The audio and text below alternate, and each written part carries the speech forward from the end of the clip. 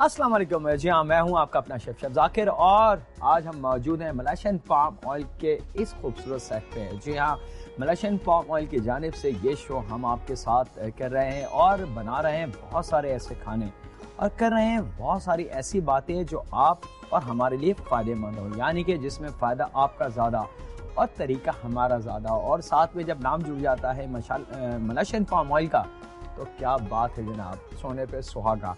चले जनाब, यहाँ पे बिस्मिल्लाहिर्रहमानिर्रहीम करते हैं और सबसे पहले जो हम बनाने जा रहे हैं वो है मटन तरी। और मटन तरी से मुराद कुछ स्पेशल मटन। यहाँ पे क्वार्टर कप ऑयल, जिसमें मलेशियन पाम ऑयल लाजमी जुज़ है। और किसी भी अच्छे ऑयल और घी की पहचान अगर हमने करनी है, अगर उसके डब्बे पे ये लिखा हो कि हाँ जी इसमें मलेशियन पाम ऑयल मौजूद है, तो वो 100% हमारे लिए फ़ायदेमंद है। और यहाँ पे ले लेते हैं ऑयल के साथ ही 2 टेबल स्पून के बराबर अदरक और लहसुन का पेस्ट, लेकिन साथ में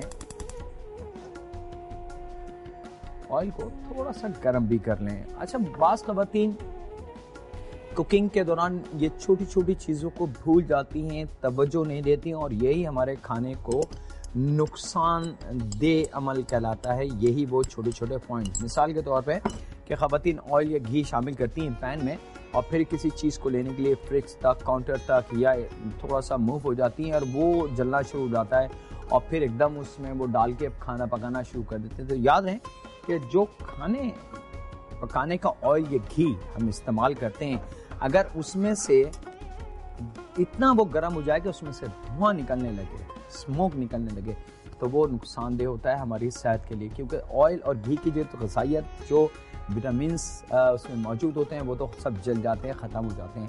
तो प्लीज़ इस चीज़ का थोड़ा सा ख्याल रखें कि ऑयल को या घी को बहुत ज़्यादा गर्म ना करें कि जिसकी वजह से वो ख़राब हो जाए, बजाय फ़ायदे के उल्टा नुकसान हो।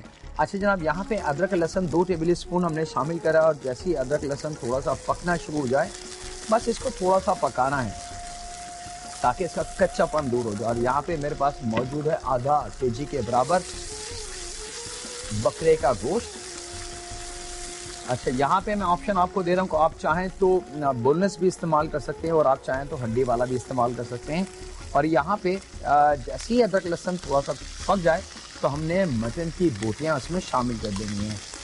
ऑप्शन में आपको दे चुका हूँ कि आप चाहें तो बोनलेस और आप चाहें तो हड्डी वाला इस्तेमाल कर सकते हैं। तेज आंच पे हमने इसको भूनना है ताकि इसका जो ब्लड और उसका जो पानी है वो जल्दी से ड्राई हो जाए और हम डाल सकें इसके अंदर जायके। अच्छा जनाब, यहाँ पे अब आप देख सकते हैं कि कलर जैसे चेंज हो चुका है। तो यहाँ पे अब इस स्टेज पे हमने चूल्हे को कर देना है स्लो। वजह क्या है कि अब शामिल होगा इसमें दही, और दही शामिल करने के लिए चूल्हे का स्लो होना बहुत ज़रूरी है, नहीं तो मुश्किल हो सकती है कि वो अगर दही फट गया तो फिर हमारा खाना ज़ाया हो जाएगा। 1 पाव दही को बहुत अच्छी तरीके से हमने मिक्स कर लेना है और इस चीज़ का ख्याल रखिएगा कि दही फ्रेश हो। बहुत ज़्यादा खट्टा होने की सूरत में दही की मकदार को हमने कम कर लेना है। चले जनाब, ये दही शामिल कर लेते हैं।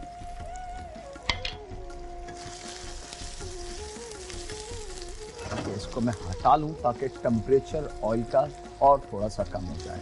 चले जनाब, जब देखें कि टेम्परेचर ख़त्म हो गया है तो यहाँ पे 1 पाव दही हमने शामिल कर देना है और साथ में शामिल कर देंगे इसमें नमक जायके के हिसाब से। दही और नमक की कॉम्बिनेशन बहुत कीमती है। और फिर इसको ले जाते हैं हम दोबारा कुकिंग की तरफ, यानी कि स्लो जो चूल्हा है उसकी तरफ। अच्छा जनाब, अब यहाँ पे जो स्पाइसेस हम इस्तेमाल कर रहे हैं, जैसी दही हम रख दें दोबारा हीट पे और वो थोड़ा सा पकना शुरू हो जाए तो उसी के साथ हमने मसाले इसमें शामिल कर देने।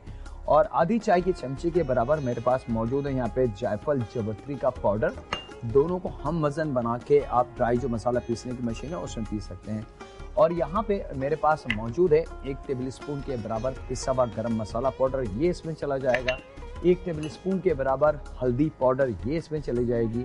और जी हाँ, 1 टेबल स्पून के बराबर पिसी हुई लाल मिर्च पाउडर, ये इसमें चली जाएगी। ये 3 मसाले प्लस जायफल जावित्री। जायफल जावित्री मसाला नहीं है बल्कि खुशबू के लिए इस्तेमाल होता है, ये नोट कर लें ताकि कभी भी ऐसा कोई इत्तेफाक हो कि कोई आपसे पूछ ले कि जी मुख्तलिफ मसालों के नाम बताएं, तो जायफल जावित्री जो है वो खुशबू के लिए इस्तेमाल होती है। और गरम मसाला पाउडर ऑफ कोर्स वो मसाला है। लीजिए जनाब, ये जब तमाम चीज़ें मिक्स हो चुकी हैं तो यहाँ पे हम शामिल कर देंगे इसके अंदर लगभग 1 कप के बराबर पानी। 1 कप के बराबर पानी हम इसलिए शामिल कराएं ताकि गोश्त को गलने के लिए और मसाले को भूनने के लिए थोड़ा सा पानी का इस्तेमाल ज़रूरी होता है ताकि वो आसानी से पक भी जाए और गल भी जाए। यहाँ पे 1/4 गड्डी के बराबर धनिया हमने चॉप करके रखा हुआ है, उसको उसमें से थोड़ा सा हम ले लेंगे पुदीना। 1/4 गड्डी के बराबर पुदीने के पत्ते हैं, लेकिन थोड़ा सा हमने चॉप करके पुदीना शामिल कर देना है अपनी इसी कुकिंग में। इसको हमने बहुत अच्छी तरीके से मिक्स करना है और जब देखें कि मसाला सारा एकजान हो जाए, पानी दही सब एकजान, तो यहाँ पे ख़ास चीज़ मौजूद है हमारे पास। जी हाँ, नमक हम शामिल कर चुके हैं जनाब, लेकिन फिर भी आप उसको चेक कर लें कि अगर फैमिली खुला नमक इस्तेमाल करती है तो बिल्कुल आखिर में दोबारा रीचेक कर लें कि हाँ जी नमक सही है। अगर कम लगे तो आप उसमें ऐड कर सकते हैं। अच्छा जनाब, यहाँ पे मेरे पास बादाम पिस्ते जो मौजूद हैं, ये हमने बारीक काट के उबाल के थोड़ा सा छिलका छील के इनको बारीक बारीक काट लिया है। तकरीबन 20 ग्राम बादाम है मेरे पास और 20 ग्राम पिस्ते हैं जिनको हमने बारीक काट के शामिल करना है अपनी इसी डिश में। तो 20 ग्राम यानी कि दोनों मिला के 40 ग्राम हो चुके हैं। ये दोनों बादाम पिस्ते शामिल करके और हमने बहुत अच्छी तरीके से इसको मिक्स कर देना है और मिक्स करके इसको हमने ढक के हवाले कर देना है कुकिंग को। याद रखें कि जितनी धीमी लो पे हम इसको पकाएंगे उतना रिजल्ट हमें अच्छा मिलेगा। इसकी एक मैजिक है, वो चंद लम्हों के बाद इसमें जाएगी, लेकिन अभी नहीं। जब हमारा गोश्त यानी कि बकरे का गोश्त गलने वाली कंडीशन पे होगा उस वक्त, जिस वक्त भुनाई का अमल शुरू होगा, वहाँ हम शामिल करेंगे। और यहाँ पे अब हम चलते हैं अपने सेकंड रेसिपी की तरफ, यानी कि कॉम्बिनेशन होना चाहिए दोनों का साथ साथ। लेकिन क्या करें, यहाँ वक्त हो चुका है, छोटा सा ब्रेक का टाइम आ चुका है। आपसे इजाज़त चाहेंगे अपने इस स्पेशल शो से, तो कहीं नहीं जाएगा। मुलाकात करते हैं लम्हों के ब्रेक के बाद।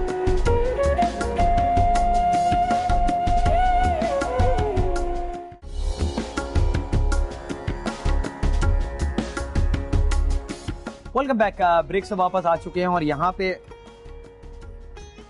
जनाब अब दूसरे सफर की तरफ हम चल रहे हैं और दूसरा सफर है हमारा यकीनन शिमला पुलाव का।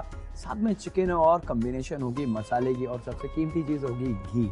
और घी की जब हम बात करते हैं तो मलेशियन पाम ऑयल उसमें मौजूद है और विटामिन ए और विटामिन ई दोनों वाफिर मकदार में मौजूद हैं। तो यकीनन ग़िज़ाइयत से भरपूर, ताकत से भरपूर। यहाँ पे हमारे पास मौजूद है जनाब एक पैन और उसमें हम कर लेते हैं फ़ौरन तैयारी, क्योंकि पुलाव बड़ी तेज़ी से बन जाता है लेकिन सबसे मुश्किल भी है।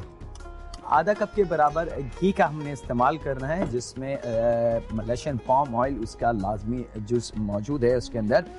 और उसके बगैर यानी कि मलेशियन पाम ऑयल के बगैर एक मियारी घी बनना मुमकिन ही नहीं है। ये बात तो कंपलसरी है कि अगर आपने अच्छी क्वालिटी का घी या तेल लेना है तो उसके साथ मलेशियन पाम ऑयल लिखा होना बहुत ज़रूरी है। और यही ज़मानत है एक अच्छी क्वालिटी के घी और तेल की। और इसमें विटामिन ई की वाफिर मकदार मौजूद है और ये तो आप सबको पता होगा कि विटामिन ई किस काम आता है। चलिए जनाब, यहाँ पे आधा कप घी के साथ हमने शामिल कर दिया है इसके अंदर 2 अदद दरमियानी प्याज। अगर बड़ी हैं तो 1 ले लें और छोटी हैं तो 3। तो दरमियानी 2 अदद प्याज को बारीक स्लाइस करके हमने शामिल कर देना है। और यहाँ पे मेरे पास मौजूद 1 अदद पोटली, आप पोटली दे सकते हैं, ये मैजिक पोटली कहलाती है। इसके अंदर 1 टेबल स्पून साबुत सौंफ और 1 टेबल स्पून के बराबर साबुत धनिया, ये 2 चीज़ें हमने इस पोटली में बांधी हैं। लेकिन इस पोटली का लुक ये बिल्कुल ऐसा खुला होना चाहिए, क्योंकि ये दोनों ड्राई हैं और जब ये लिक्विड में जाती हैं तो ये फूलना शुरू हो जाती हैं। तो हमें पोटली में इतना जगह देनी